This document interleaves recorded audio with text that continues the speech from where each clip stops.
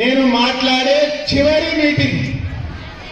ఇంతకాలం ప్రతి మీటింగ్ లో కూడా చాలా సార్లు మీతో కలిసినా మీతో మాట్లాడినా నాకు తెలిసి ఈ రాయదుర్గంలో 90% ఇంట్లోకి వచ్చిన మీ అందరి ఇంటికి కూడా ఏదో సందర్భంగా ప్రతి ఇంటికి నేను రావడం జరిగింది.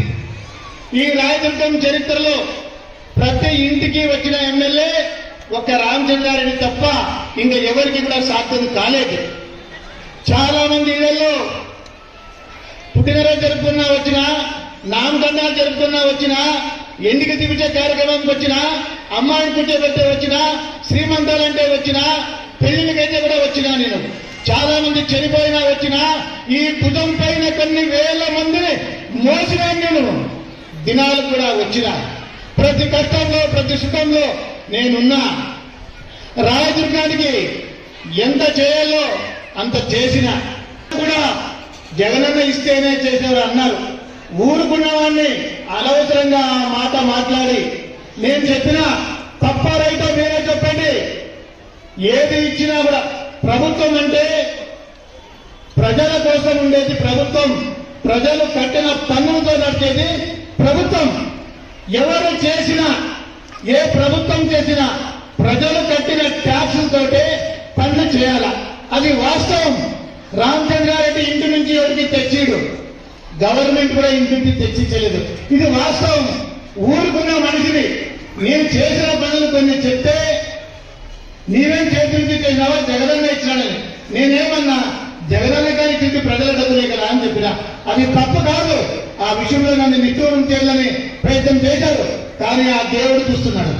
ఈ రాయదుర్గంలో వాల్మీకి కళ్యాణ మండపంకి 5 లక్షల రూపాయలు నా చెమటార్చిన డబ్బు ఇచ్చినాను.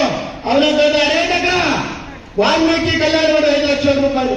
ఈ పక్కనున్న మసీదుకి, షాదీ మహల్ కి 5 లక్షల రూపాయలు నా సొంత డబ్బులు ఇచ్చిన. సీతారామయ్య కళ్యాణ మండపం నా సొంత డబ్బులు 5 లక్షల రూపాయలు ఇచ్చిన. మొన్న పద్మశాలి కళ్యాణ మండపానికి నా సొంత డబ్బులు 5 లక్షల రూపాయలు ఇచ్చిన. ఇప్పుడు మళ్ళీ మన చౌడేశ్వరి అమ్మవారికి, కొలతంగా క్షత్రియ మండపానికి 3 లక్షల రూపాయలు ఇస్తాము. నా సొంత డబ్బులతో ఎన్నో ఇచ్చిన. నా సొంత డబ్బులతో 7,000 మందికి పెళ్లిళ్ళు చేశాను. అవునా కాదా? 7,000 మందికి పెళ్లిళ్ళు చేయడం అంటే మాటనా?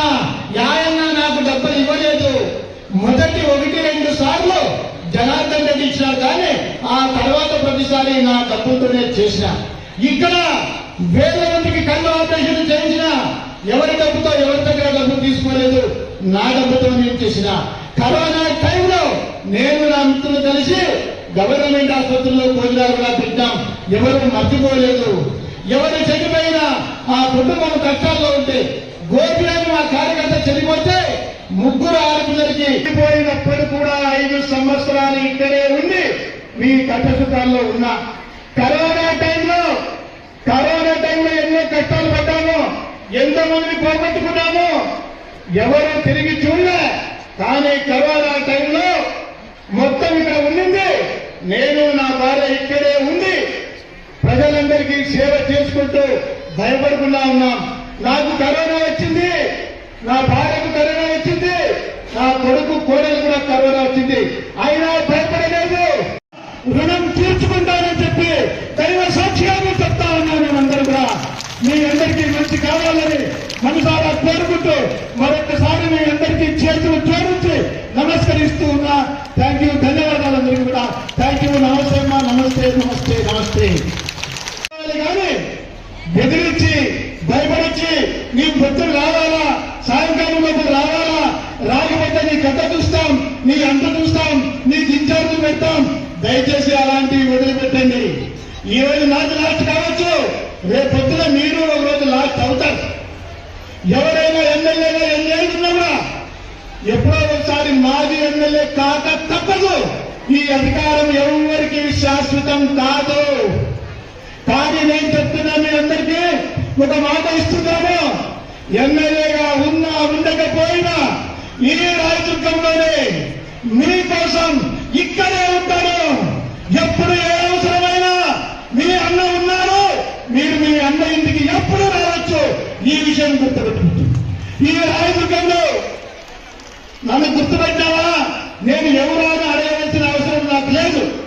సర్వే చేస్తే సర్వేలో రామచంద్రారెడ్డి మాకు తెలియనిది కానీ, మేము చూడలేదని కానీ ఏ ఒక్కరూ చెప్పలేదు. అదే నా ధైర్యం, అదే మీరు చూపిస్తున్న అభిమానం. ఎక్కడ పైన గల్లీలో కూడా ఎవరొక్కరంటే రామచంద్రారెడ్డి అని చెప్పగలుగుతున్నా చూడు. ప్రతి ఒక్కరూ గుర్తుపడే స్థాయికి ఇన్ని సంవత్సరాలుగా మీ జట్టులో ఉన్నారు కాబట్టి మీ అన్నగా, మీ తమ్ముడుగా, మీ కొడుకుగా ఏ రోజు కూడా నేను ఈ రాజకీయంలో ఉంటాను. ఏమీ కష్టం ఉన్నా కూడా నాకు చేతులైన సహాయం చేస్తాను అని మీ అందరికీ కూడా మాట ఇస్తా ఉన్నా.